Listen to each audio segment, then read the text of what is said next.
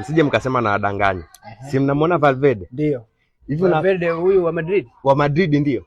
Hivi una habari kwamba akati huko mtoto amesha kuchezea Yanga ya watoto? Timu ya Yanga.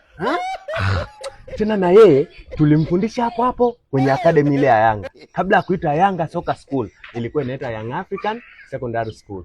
Ndio tumemsomesha, tumenani academy kachezea pale. Ndio tukamuuza. Ndio akaenda Hispania. Sasa je, jamaa ina madini.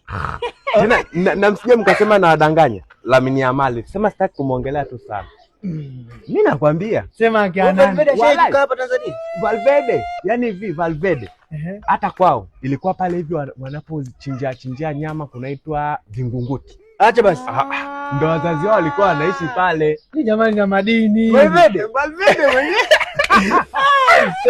Mimi nawaambia, amewaka siku hizi. Akawaka. Sema sasa si ndo kawaida yetu unajua.